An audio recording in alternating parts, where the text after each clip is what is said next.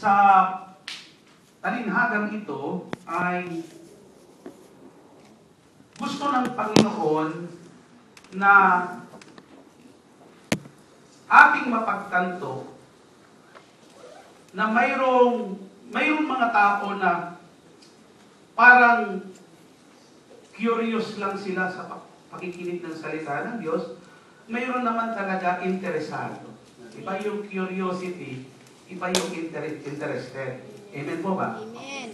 So, kasi mga kapatid, noong kapanahunan ng Panginoon ay napakaraming sumusunod at nakikinig sa Kanya, subalit iba-iba ng klaseng intensyon. Mayroon nanonobo, katulad ng mga Pariseo. Naghahanap lang ng butas or ipipula. Mayroon naman observer. Mayroon naman observer lang. Pero mayroon din naman mga sincere, ang kanilang puso na makinig ng salita ng Diyos. Yung parable na ito ay hanggang ngayon ay applicable pa rin po. Sapagkat hindi ko naman nababasa ang inyong kalooban, ang inyong damdamin, at ang inyong motibo kung bakit kayo pumupunta sa gawain ng Diyos. Amen po ba? Amen. Sabi ng Bible, bawal humatol. Amen po ba? Amen. Ba't mga kapatid, kung titignan natin ang talinhaga ng mga hasik, ay iisang klase ng butil ang kaniyang hinahasik. The same quality, the same seed, at the same mga hasik.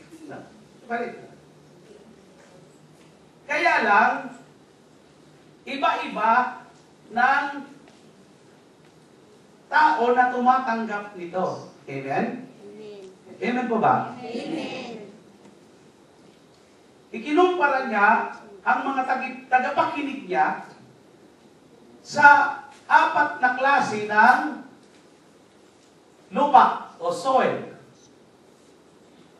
So tayo rin, makakategorize natin ngayon mismo kung anong klase kang tagapakinig ng salita ng Diyos. Amen? Ngayong gabing ito, mapagtatanto natin na mayroon tayong responsibilidad o responsibilidad yun. Mayroon tayong responsibilidad sa pakikinig ng salita ng Diyos. Amen? Amen. Amen. Na katulad ng iba't ibang klase ng lupa na hinahasikan ng binhi ng salita ng Diyos, dapat ay maging responsable tayo. Amen po ba? Bakit lupa? Because there are different kind of degrees of fertility ng soil. Tama ba? Amen. At mayroon mga lupa na mayroon suitable o kaya fit na klase ng tanim na dapat mong itanim. Katulad sa Cavite. Ang Cavite ay magaling siyang tamnan ng pinya at kape. Ay sila Sister Tess, taga Cavite. May mga Cavite. Brother Rene. Amen ba? Mayroon mga lugar, katulad sa Baguio, ang sikat doon sa Yote. Amen, dahil malamig ang lugar. Amen. Okay? Sa ating bansa, napaka-karaniwan ang niyog. Hindi, sa ibang bansa, hindi masyadong sikat ang niyog, hindi masyadong, amen ba? Bakit? Sapagkat iba-iba ng lupa. Ngayon, the same kind of seed, but different kinds of soil na nagtatanggap nito. So, brothers and sisters in Christ, marami sa ating nagtataka, bakit may mga tao na mahilig naman makinig ng salita ng Diyos at tagal lang sa gawain, pero yung yung spirituality niya, minsan natatalo pa ng 6 na buwan pa lang nakikinig ng Word of God. Amen po ba? Amen. Kung minsan wala yan sa patagalan, kung minsan eh. Ang importante doon is kung paano mo inaalagaan, amen ba? Dinonurture at inaalagaan yung salita ng Diyos na ating pinakikinggan. Kaya pala, sabi ng Matthew 13, kasi yun din ang version ni San Mateo. Sabi ng Matthew 13 verse 9, makinig ang may pandinig. Makinig ang may pandinig. Ano pong ibig sabihin ng makinig ang may pandinig? May mga tao na magkaiba yung hear at saka yung listen. Tama ba? May mga tao naririnig pero hindi nakikinig. Yung audio, yung sound, napapakinggan, pero sabi, nakikinig ka ba? Di sabi, inuutos sa'yo, pinabibili ka ng suka. Nakikinig ka ba? Narinig niya yung salita. Pero hindi niya naiintindihan. Yun palang ibig sabihin nun. May mga nakakakinig, nakikinig ng salita ng Diyos, pero hindi nakakaintindi. You know, the Word of God is spiritual. That's why you need an spiritual ear and spiritual understanding. Tama ba? Noong unang panahon, lahat naman tayo, mga Katoliko mostly. Okay? Papansin natin na nakikinig naman tayo. Unang pagbasa, unang paghikab. Pangalawang pagbasa, pangalawang hikaw. Pag-gospel na, tulog laway na. Bakit? Sapagkat hindi naman tayo interesado at hindi naman natin pinakikinggan talaga. Amen? Mahalaga na tayo'y makinig. Ang may pandinig ay makinig. Sabi ng iba, alam mo, pasok sa kabilang tainga, labas sa kabilang tainga. So kung hindi tayo magiging careful, tiyak yun, ikaw ay careless.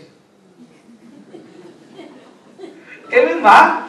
So we must, a careful hearer, not a careless hearer. Amen? Amen? Amen. Yes, totoo. Kaya mapapansin nyo, iba-iba ang degree at antas at level ng ating pananampalataya. Yung tinatawag na level, yung maturity level. Okay? Sabi ng Santiago chapter 1 verse 22 ba yun? No? Sabi ni Santiago, kung pinakikinggan lamang ninyo ang aking salita at hindi nyo sinasabuhay, ay dinadaya lamang ninyo ang inyong sarili. Okay. Paano mo isasabuhay? Napakinggan mo lang naman, hindi mo naman naunawaan. Hindi mo naman naunawaan. So, dito, sabi dito, Jesus explained the meaning of this parable. When the servant went out to sow, he sowed the word of God according. The word of God is sown when a person hears the word of God preached. Kapag ipinapangaral, ipinapahayag ang salita ng Diyos. Naihahasik, sabi noon. Pangalawa, the word of God is sown when a person listens to the word of God read. Pag pinakikinggan man o binabasa, ang importante, naihahasik ang salita sa bagay, sa pangyayaring iyon. Thirdly, the word of God is sown when a person reads the word of God for himself. Amen? Amen. Okay. So, when the word of God is sown, it falls into one of 4 types of soil. The soil would be symbolic for the heart. So, ngayon, pag-aaralan natin ang klase ng puso. Mayroon 4 na klase ng puso na nagre-represent ng mga taong nakikinig ng salita ng Diyos. Amen? Amen. Sabi rito, Luke chapter 8 verse 11, ito daw ay nalaglag, ito binhing nalaglag sa tabi ng daan, ang mga nakinig, ngunit dumating ang dyablo at inalis ang kanilang puso. Inalis ang kanilang puso. Inalis ang kanilang puso. Mas delikado to. Inalis sa kanilang puso ang salita upang hindi sila manalig at maligtas. Tinitesting ko lang kung nakikinig kayo. Kaya talaga, importante nakikinig kayo. Okay. Alam nyo, may dyablo talaga. Amen? May dyablo talaga. At alam nyo ba, mas masidhi ang kilos ng dyablo sa mga taong naglilingkod sa Diyos at sa gawain ng Diyos. Amen? Mayroon talagang dyablo na nais hadlangan upang matanggap natin ang salita ng Diyos at manatili ang salita ng Diyos sa ating puso. Hadlang. Sabi nyo, hadlang. Papansin nyo yan. Kapag papunta ka na sa gawain, umaga pa lang, minsan, pag hindi ka aware, gumagawa na ng paraan ng demonyo. Maaari sa office mate mo, dinidemonyo ka na.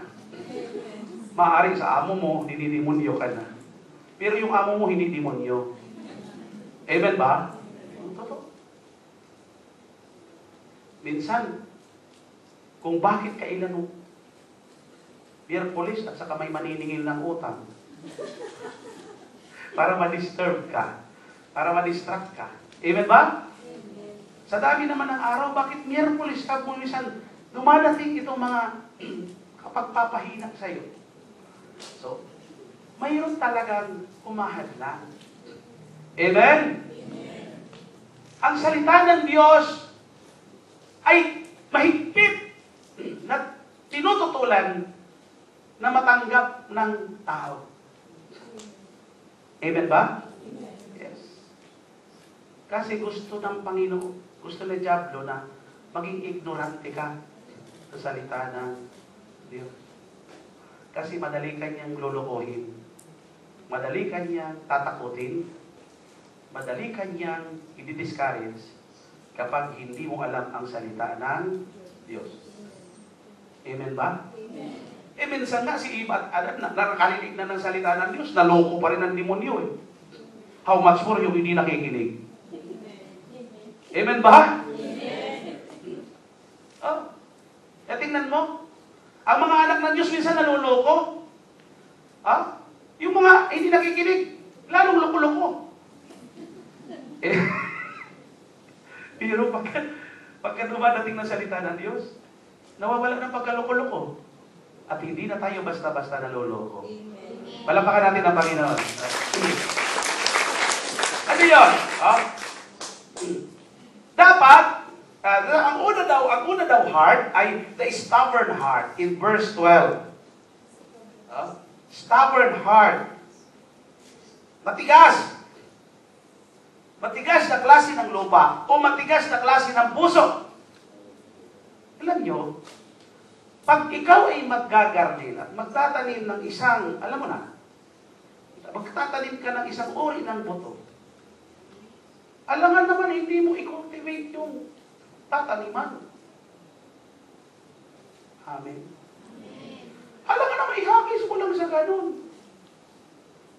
Noong mga elementary pa tayo, maalala nyo na, mayroon tayong nagagarden tayo. Amen ba? Lalo na yung mga nag-elementary sa mga probinsya. No?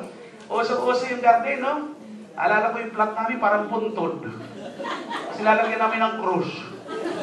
Yung pala, tatamnan pala ng pichay. Paborito yung tanin namin. Amen ba? Talaga naman. Katagal yan. Piniti ko. Tapos, sinatagtag pa namin. At lalagyan pa namin ng dumi ng kalabaw. Didilig-dilagan mo yan. Bakit? Alam mo, ganyan ang gustong papangyarihin ng Panginoon dito. Na kinakailangan, ihanda natin ang ating puso at linangin natin ang ating puso. Kasi tatamnan ng salita ng That's why, madalas kong sabihin pag nagpipreach ako, na kung pwede, sa umaga pa lang ng Miyerkules, ihanda mo na ang iyong sarili kasi Miyerkules yun, kinagabihan, dadalo ka sa gawain ng Diyos. Iwasan mo muna magpagod. Huwag ka muna maglalaba, huwag ka muna mai-stress sa araw na yan. Amen? Kung pwede, huwag ka muna masyadong magagalit sa araw na yan. Dahil, amen? Sigurado, apektado ang gabi ng Miyerkules kapag hindi ka prepared. Tama ba? Because it is an appointment with El Shaddai. Amen. Pagkising mo pa lang sa upa nga, Miyerkules ngayon. Amen? Kahit sermonan ako ng boss ko, magpapakatinong talaga ako. Amen ba? Kahit maraming stress sa office namin, basta i-preserve ko ang aking kasing-kasing. I-preserve ko ang aking puso para kay El Shaddai mamayang gabi. Yun ang ibig sabihin noon. Amen? Kasi kapag hindi yan naitanim ang binhi ng salita ng Diyos, mayroon dadagit. Dadagitin. Ito, alam ko mapuprove ninyo yung pansarili ito. Pansin nyo, nag-preach ako ng Miyerkules. Huwebes pa lang, hindi mo na alam kung anong topic ko. Amen ba? Totoo. Tinanong ka, ano ang topic? Maganda? Ano nga? Ay, basta maganda. Ngayon, wala ka lang masabi. Hindi kayo umatin sa prayer meeting. Umatin! Ano nga ang topic? Sabi nung kasambahay mo, kasama mo, sa kwarto. Mataba. Mataba na lang ang preacher na natandaan! Palapakan natin ang Panginoon. Kasi, hindi mo tinandaan ang mensahe. Alam mo kasi, Brother Mike, kung bakit nagpapa 1+1? Kasi gusto ni Brother Mike na pag-uwi mo, kahit papano, nakita mo ang buod ng, tumining ang buod ng kanyang mensahe. Nagigits nyo ba? Kung bakit may 1+1 equals 3? 3 plus 3 equals 7, yung nagkaganyan, kaapir. Yun ang dahilan nun. Yan ang nakikita kong purpose nun. Kung bakit nagwa 1+1 bago umuwi. Amen ba? Kasi gusto namin, gusto ng mga preacher, gusto ng Panginoon na tumining. May tanim. Sino ba naman ang maggagardin na ipapatong lang ang banghindian? Ayan na. Ang dami pa naman ang ibon sa Singapore. Alam niyo doon sa Cocker City sa record ng flat? Minsan bumaba ako, binili ako. Ay naku, ang daming ibon. Pag hindi mo nailigpit yung mga pinagkainan, ang mga kalapati, lahat ng ibon nandun nagdadabuan. Yan ang aking expression. Alam mo, ang mga demonyo ngayon, paikot-ikot lang. Habang nakikinig ka, inaabangan niya kapag nalingat ka, lalo na pag medyo inantok-antok ka. Wala na. Amen? Sa halip na biyaya, muta. Buti kong inantokain. Palampakan natin ang Diyos. Stubborn heart. Okay? Some people hear the message but do not understand because they are not interested. Amen ba? Alam nyo, kapag nakikinig ka ng salita ng Diyos, mag-i-enjoy ka sa prayer meeting. Amen. Uulitin ko. Pag nakikinig ka ng salita ng Diyos, mag-i-enjoy ka sa prayer meeting. Aaminin ko sa inyo. Kahit ako'y preacher, kahit hindi ako attender, ako yung nagbibitaw ng salita ng Diyos. ang isa sa ang pinaka-precious moment ko throughout the day, ay ang nagpipreach ako, nasa gawain ako. Because nandoon ang salita ng Diyos. Nakikinig din ako sa sinasabi ko. Amen ba? Yes, totoo. Dinudunutan ko rin ng pakinabang ang aking sarili. Hindi ako exempted dito. Amen. Palapakan natin ang Diyos. Kaya, sa aming mga workers, dapat nakikinig din kami. Oo. Alam mo, minsan, halimbawa, anniversary. Ang mga attender, blessed na blessed. Yung mga worker, pushing. That-train lang, kasi spaghetti lang ang sa kaldero, ang tinignan. Yung cake, yung panghiwa, nawala yung sandok. Tingnan mo, nag-anniversary, pero para siya si Marta. Amen? Yes. So, simple ka rin. Malaking insulto yan na ikaw mismo ang worker, ikaw ang magutom. Salita ng Diyos. Amen. Hindi maganda talaga na ang kusinira mismo ang magutom. Tama? Yung mga worker, dapat yun ang mas malakas. Dapat mas mature. Amen? Yes, palapakan natin ang Panginoon. Kasi kung hindi, kapaguran lang. Katulad kay Marta, na-miss niya yung kahalagahan ng salita ng Diyos. Si Marta, nangusina. Si Mary, umupo, nakinig ng salita ng Diyos. Enjoy! Enjoy. Amen? Pag nakinig ka ng salita ng Diyos, mag-i-enjoy ka. Kapag nararamdaman mo ang presensya ng Diyos at ang salita ng Diyos, hindi ka saklaw ng time and distance. Tingnan mo, hindi mo naiisip malayo pa uuwian mo. Hindi mo naiisip na maaga papasok mo bukas. Amen? Pero pag hindi ka nakinig at hindi ka talaga attentive, anong oras kaya titigil itong tabatsoy na ito? Manonood pa ako kay Sir Chip. Para pakalapin ng Panginoon! Kasi nga, yung attention niya, yung interest niya, wala doon. Amen? Para bang hinahati ka yung attention mo. Parang may nag-aagawan na puwersa sa'yo. Amen? Dapat focus ka muna. Mayroong mga tao, hinihila yung attention mo. Turn between two lovers, feeling like a fool. Spray. Di ba? Palapakan natin na. Parang turn between two lovers. Mahalaga yung atensyon. Nakapokus tayo kay Lord. Amen. So, dapat huwag tayo maging careless. Yung iba careless whisper eh. Bubulong-bulong. Uy na tayo. Careless whisper. Okay. No? There is no time.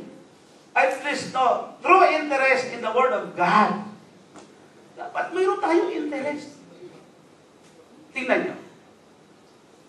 Sabi ng Bible, ang mayroon ay bibigyan pa. Galing. Ngunit ang kaunti na nasa kanya, kukunin pa. That's unfair, Brother June. Hindi yun ang ibig sabihin. Hindi yun unfair at saka fair. Ang ibig sabihin ganito.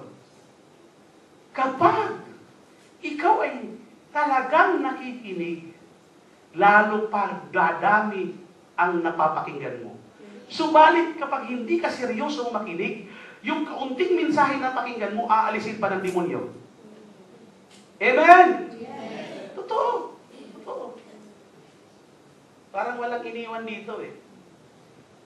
Pag masipag ka na worker, pag masipag ka na empleyado, mas lalo kang binibigyan ng mga extra na trabaho ng amo mo. Hindi yan para pahirapan ka. Alam mo kung bakit? Nakikita ng amo mo na may puso ka sa kumpanya. at may malasakit ka sa trabaho. Kaya huwag kayong magtatampo, kaya binibigyan kayo ng load na responsibility. Hindi yan para kawawain kayo, kundi may trust sa inyo ang inyong boss at amo. Totoo! Totoo! Kaya yung mga anak nating masipag, sasabi, ako na naman! Sabi, anak, ikaw ka kasi ang maaasahan ko. Yung mga kapatid mo, tatamad. So, kung titingnan natin, dapat proud ka. Pag hindi ka paboritong utusan ng amo mo, magtanong ka na. Hindi ka asset sa kumpanya. Yes! Totoo yun. Ang mayroon ay bibigyan pa. At mananagana. All truth is parallel. Amen? Amen. Palapakan natin ang Panginoon. Ano ibig sabihin nito? Pag binigyan ka ng isang responsibilidad, pag-igihan mo, kapag nakita na mapagtatiwalaan ka, i-increase ka, ipopromote ka. Yun! Totoo yun. Totoo yun. Hindi naman po sa God for the glory, no? Sa totoo lang, nung ako'y maging assistant elder sa ating foundation, sa totoo lang, aminado talaga ako, mas maraming deserving kaysa sa akin. Hindi ko binangangahas. Ako'y qualified maging assistant elder. Pero sa totoo lang, hindi ko alam. Kontento lang naman ako na maging disciple. Pero siguro, nakikita nila yung seryoso, tumupad na mga obligasyon. Mga maliliit. Utos dito, utos dito. Sunod lang ng sunod. Amen ba? Alam niyo, pag ikaw ay nakikita yan ng mga nakakataas sa'yo, sunod lang ng sunod. Huwag mong bilangin. Ibig sabihin, talagang ikaw ay mapagkakatiwalaan at maaasahan at isang responsable. Responsibility. Amen? Responsible yan dapat. Yan mga kapatid.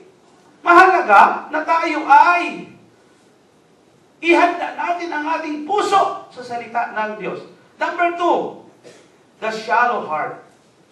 Kanina, first kind of hearers is the stubborn heart. Second is the shallow heart.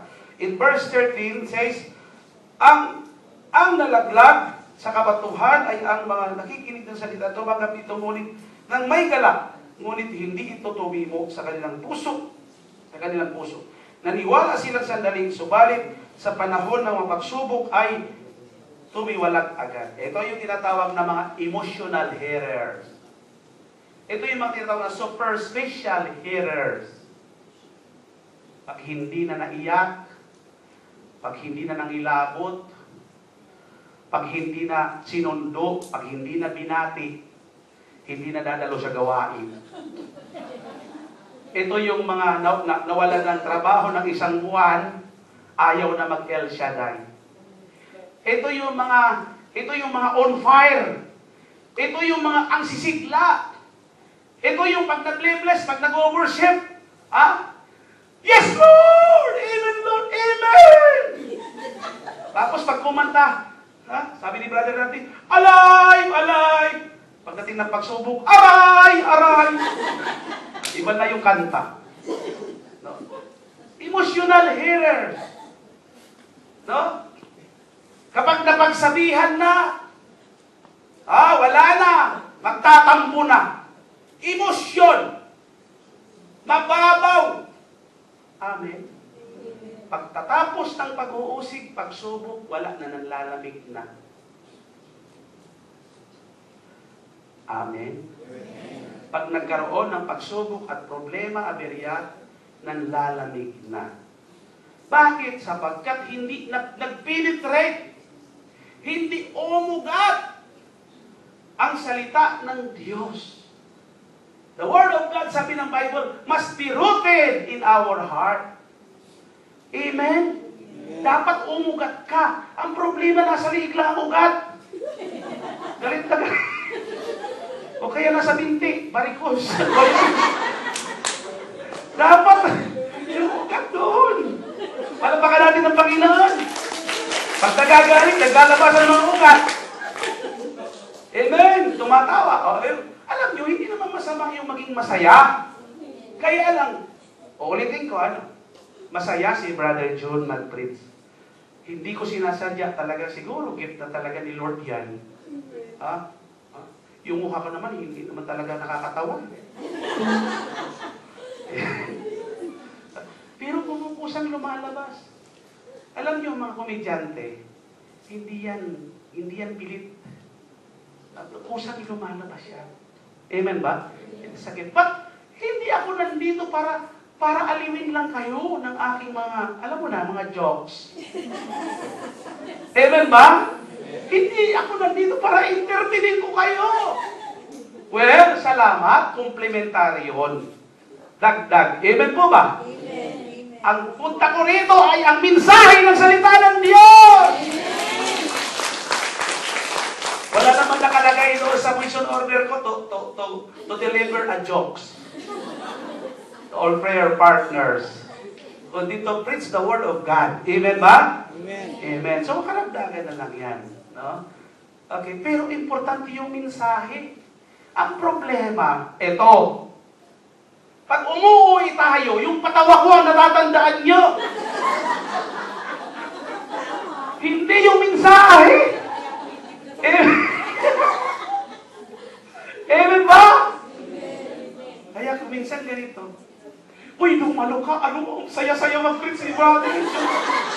Ginawa pa akong comedian. Paano kung seryoso ang mensahe ko, hindi nadadalo yan? Paano kung napatamaan ko yan?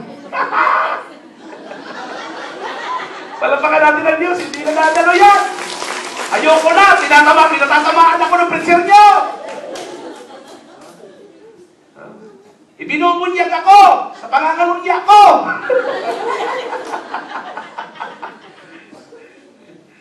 Hindi gano'n, no? Ganun talaga ang buhay. Pero mga kapatid, there is an instant joyous response to the preaching of the reading of God's Word. However, it is a surface level response. The meaning sometimes arises in the way of temptation, the result of the seed being planted fall away. Pagdating daw ng sikat ng araw, natutuyo. Dapat itago natin. Itago natin ang salita natin. Kung paano mo itago ang dalar mo. Dapat mas itago mo ang salita natin. Palapakan natin ng Panginoon. Basta ako, masaya na ako kung itatago niyo ang salita ng Diyos katulad ng pagtatago ng dalar niyo. Amen ba? Kasi hindi yan basta-basta mawawaglit. Amen. Amen po ba? Amen. Yan, mga kapatid. Others show early interest but soon give up because they have no deep spiritual concern. Dapat lumalim. Dapat lumalim ang ating pananampalataya. Hindi lang yung paiyak-iyak. Oo, tama yun, kasama yung emosyon natin. But you must be lumalim. Amen po, mga kapatid? Yes. Papansin mo, para pag-aasawa yan. Minsan, hindi na masyadong pinag-uusapan ang hindi na kayo labing sa isa't isa. Pero hindi na nangangulugan, maghiwalay na kayo. Amen ba? Hindi na kayo sweet ang sa isa't isa.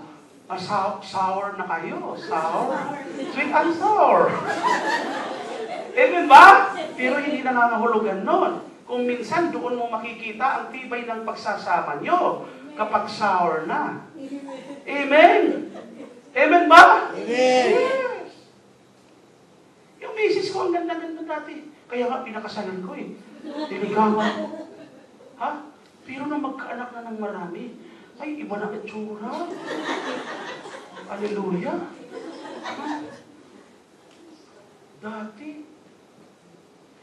Dati amoy lotion. Ay, sos. Nung magkaanak na ng marami, amoy lotion na. Amen. Sabi ni Brother Dante, dati amoy BB oil, ngayon cooking oil. Pero hindi na nangangahulugan na emosyon. Amen ba?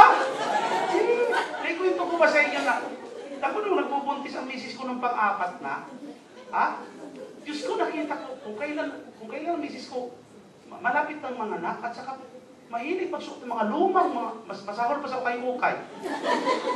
Tapos nagpagupit ka, pangit pa ng gupit. Diyos, gusto ko nga yun, di ba na yung bakla na yun? Dapat pagbuntis, pagagandahin mo, hindi mo papapagili. Kasi alam mo naman lang. Nung tinitingnan ko, misis ko nakatihaya doon sa kwarto kasi tulog eh. Diyos ko, sabi ko, ano nangyari sa asawa ko? Parang kailan lang. Ano na nangyari? Yung mga ngipin, bawas-bawas na.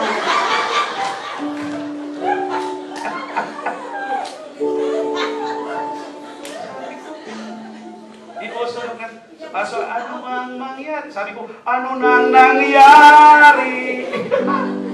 Pero, nagano pa rin ako, hindi yung emosyon. Mga kapatid, at least, kahit may mga pagsubok, still, malalim ang samahan ninyo mag-asawa. Amen? Dahil ang asawa, sabi ko, Lord, marami ako nakikita magandang prayer partner eh. Baka pwedeng palitan ko na to, Lord. May bumulong sa akin. No return, no exchange. No. Sabi ko, ano ba yan? Parang mall.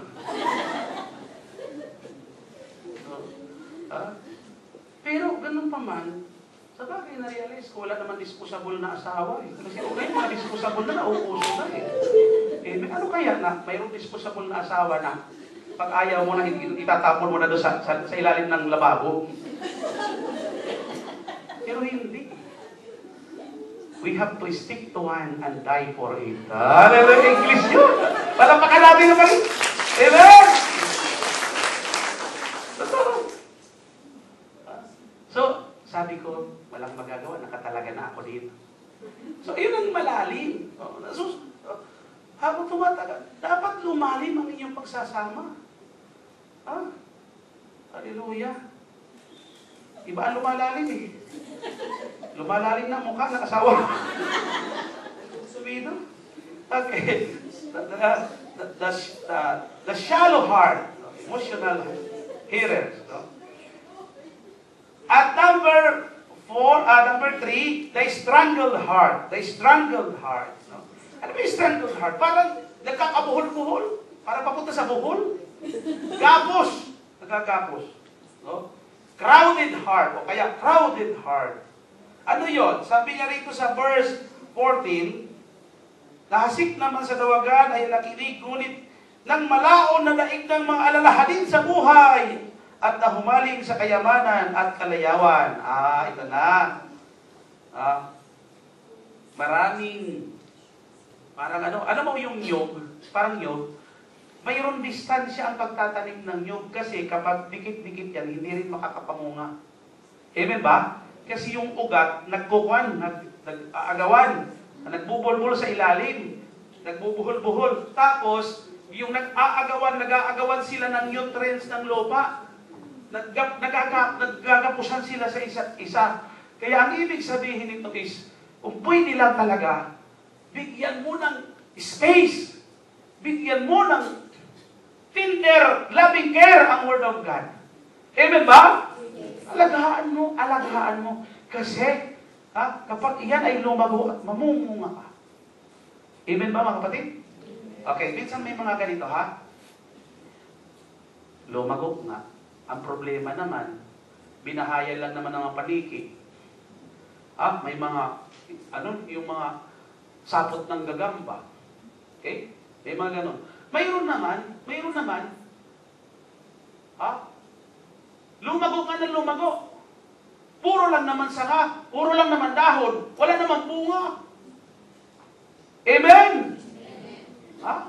Dapat alagaan, lumago, at mamunga. Yun ang ating destinasyon. Amen? Maraming Kristiyano nagpapakarami ng dahon, nagpapakahaba ng sanga, wala namang kabunga-bunga. Bunganga. Bungang araw. Ano yung bunga? Bunga ng banal na espiritu. Kahinahon ng katsari. Amen ba mga kapatid? So, yun ang importante. Magtanim ka nga ng fruit tree kung wala naman bunga. Aber? Patanim-tanim ka pa ng pinya, wala naman bumunga. Importante yung bunga. Amen? So, itong bandang huli, yun eh. Matabang lupa. Kung minsan nagiging bida rin na mataba. Matabang lupa.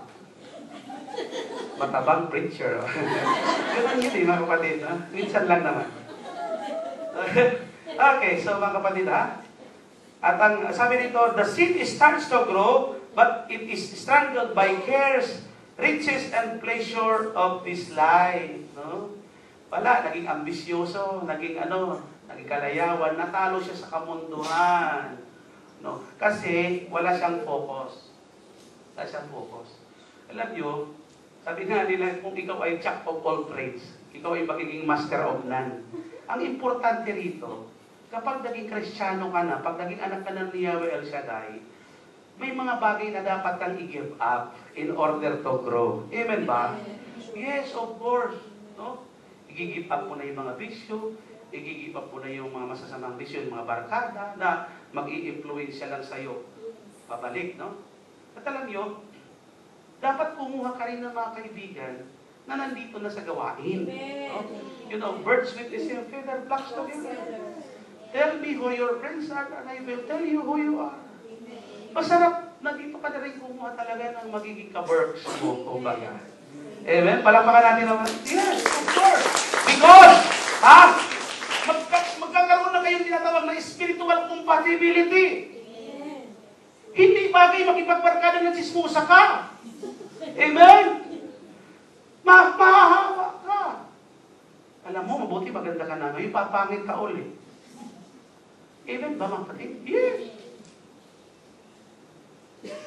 Tayo ang dapat nakahawak. Ang ilaw at asin ay dapat, yun ay nag-i-influensya. Hindi siya nai-influensyahan. Tama ba? Yes. Mayroon daw dalawang magkaibigan nang huli ng ibon sa gubat. Nakakita sila ng napaka-gandang ibon na huli nila. Ang problema, ang ganda nga ng ibon, ang ganda nga ng kulay, ang ganda nga ng itsura, pangit naman ang huni. Pangit ang huni. Ay, sabi nung huwag ka mag-alala. Mayroon kaming loro. Magaling magsalita. Magaling kumanta yung loro namin. Itabi natin doon sa kulungan at para mahawaan ng aming loro. Kamukat-mukat mo, 2 buwan lang, ang loro na ang bumangit ang huli. Palapakan natin ng Diyos! Siguraduhin nyo, Siguraduhin nyo na hindi bumangit ang huli mo. Dapat, ang mga tao na nakakasama mo, ang dapat gumanda ang huli. Amen? Yes, of course. Na dapat maging mabuti tayong influensya. Amen? So, brothers and sisters in Christ, imposible. Kung hindi mo kaya, na maging mas maganda na huwag ka mag-attend. No? Mayroon isang preacher, pumunta pa naman na nightclub, ipi-pre-over daw niya yung mga waitress doon. Pag uwi lasing, naging mag-inuman pa naman eh. Sabi niya, ang iniisip niya, baka maakay niya. Siyang nakakay. Mabuti kung sa Black Rosary ka sumaw. Amen ba? At kasi tingnan mo hindi ka ganun katibay, hindi ka ganun kalakas. Para mag-influence sa nightclub pa naman pinuntahan. Makakita ka naghuhubad doon. Aywan ko lang kung mag-pre-over ka.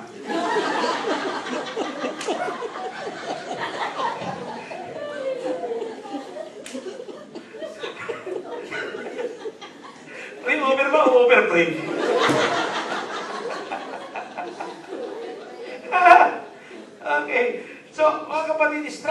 dapat hindi ka magapos.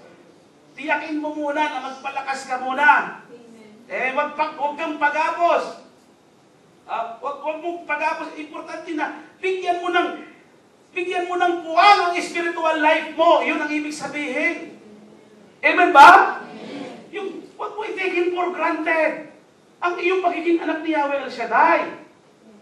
Yan ang ibig sabihin ng seek ye first the kingdom of God and His righteousness.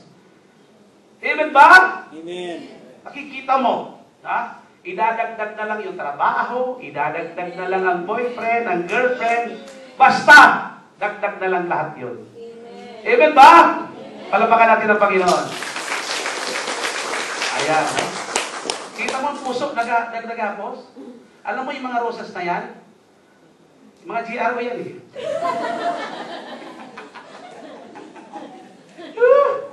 Hallelujah. Okay. So mga kapatid, no?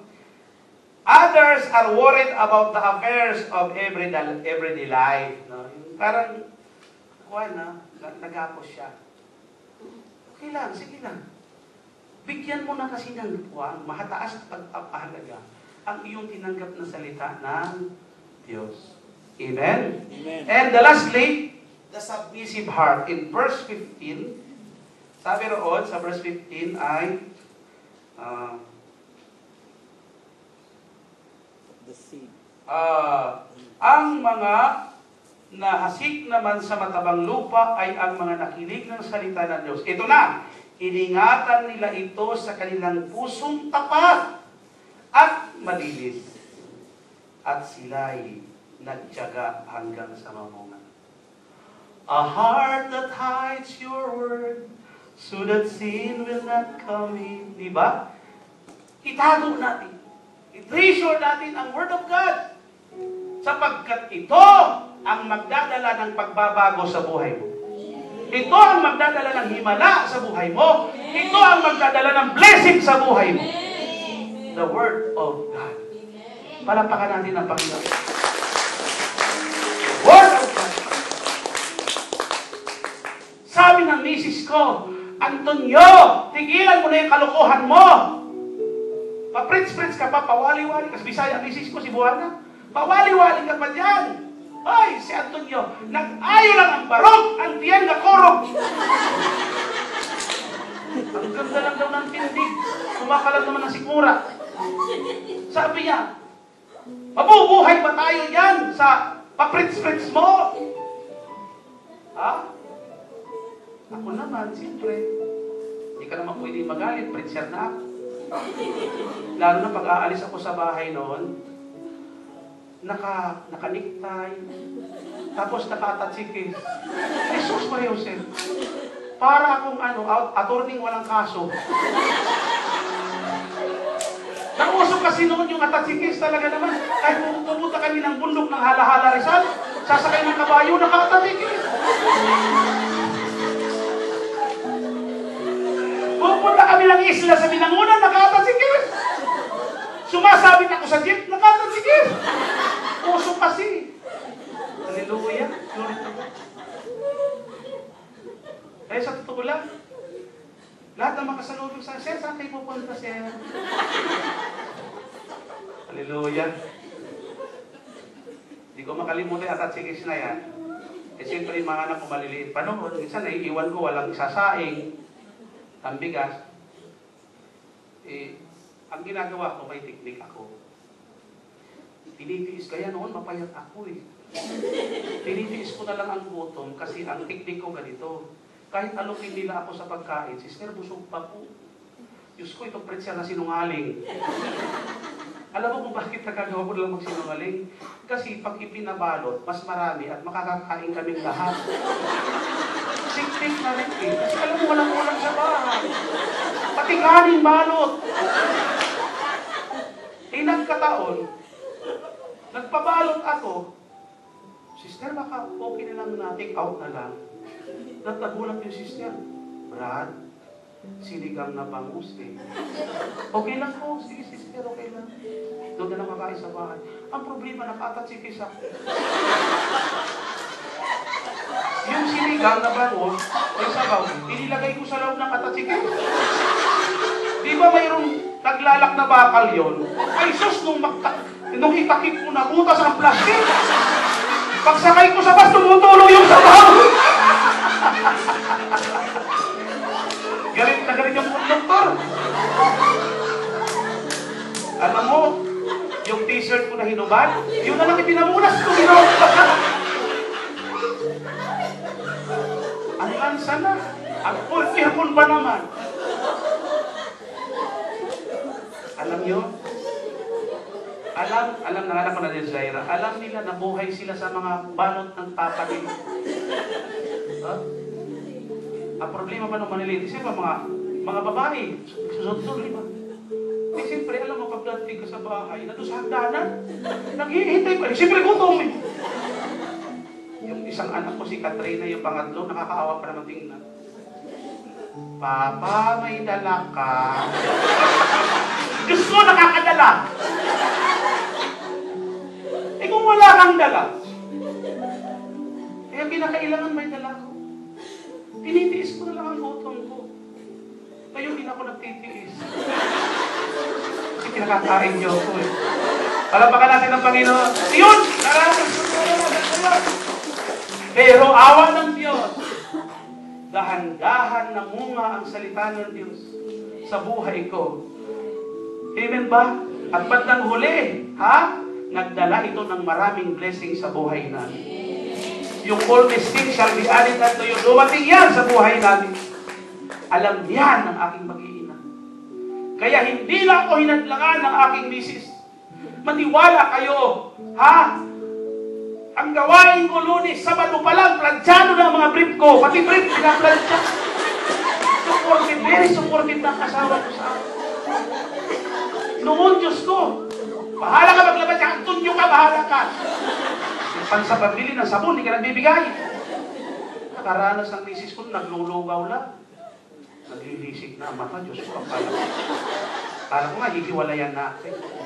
Pero ang salita ng Diyos na yan na pinangangaral ko, nagdala ng biyaya. Nagdala ng pagpapalala. Tumayo po tayo lahat. Pwede ba natin kantahin ang purihin at sambahin, Sir Carol? Itaas natin mga pre-request. Salamat sa kanyang salita na nagdala ng biyaya.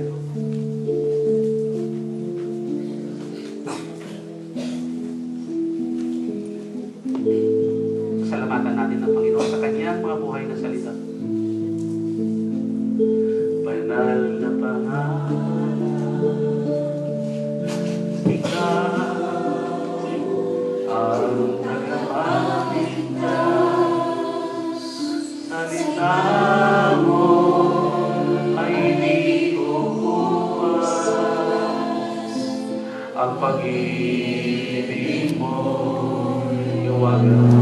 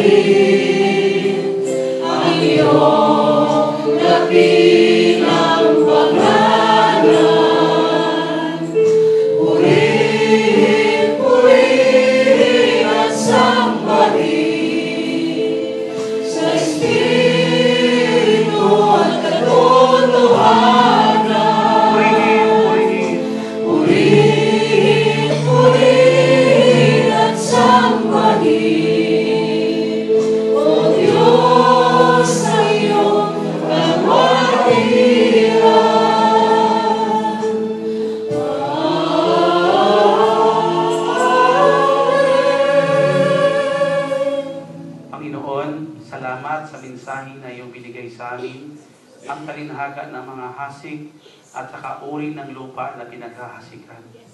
Nawa, Panginoon, makita namin, masalamin namin kung anong klase kaming tagapakinig ng iyong mga salita. Lord, Panginoon, nawa ay mas makultivate pa namin ang aming buhay, ang aming puso, at mahihanda pa namin ang aming sarili sapagkat masasayang lamang ang Word of God kung hindi namin ito aalagaan ng maayos. Panginoon, salamat at naging aware kami na ang iyong mga salita ay walang problema. Nasa amin ang problema, hindi kami nagiging responsible, nagiging careless hearers kami, kaya hindi tumatatag, hindi lumalago, hindi pinagpapala. Hindi namin nararanasan ang pagpapala na sana ay naranasan na namin. Subalit, Lord, salamat at mas naging aware kami na ang iyong mga salita ay hindi lang namin iti-taken for granted, kundi o Diyos, sa mga susunod na prayer meeting, ito'y bibigyan namin ng mataas na pagpapahalaga.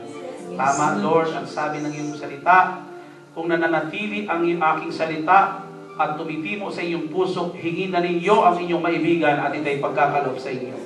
And right now, Father, we ask you to bless our life, our family, at Lord, ang our work. Panginoon, inaangkin namin, Lord, na patuloy mong pagyayamanin at pagpapalain ng bawat pamilya at bawat kapatid kong dumadalo sa gawain ito. Lalong-lalo na ang Wednesday group at ang aming mga kasamahan, mga prayer partners dito sa Singapore. Naway patuloy na maihasik ang inyong masalita at naniniwala kami na magdadala ito ng bagong buhay, biyaya at kaligtasan sa bawat tatanggap nito. Maraming salamat kung anong mayroon kami. Ito'y produkto ng salita ng Diyos na dinala sa amin ng mga lingkod ng Diyos, lalo na ang aming punong lingkod. Kaya salamat sa iyong basbas, salamat sa iyong tagumpay, salamat sa iyong blessing, at ngayon, inaangkin po namin ang iyong basbas. Pagpalain mo, Panginoon, ang aming handog at kaloob para sa iyong gawain. Nagpapatunay lang na ang blessing mo ay walang patid na dumarating sa amin. Lord, i-bless mo at kalugdan, ayon sa iyong pangako, ibabalik mo, siksik, liglig, umaapaw. Sa ngalan ng Ama, ng Anak, ng Espiritu Santo, amen. Magpasalamat tayo sa Panginoon habang tayo naghahandog ng papurit pasalamat kay Yahweh.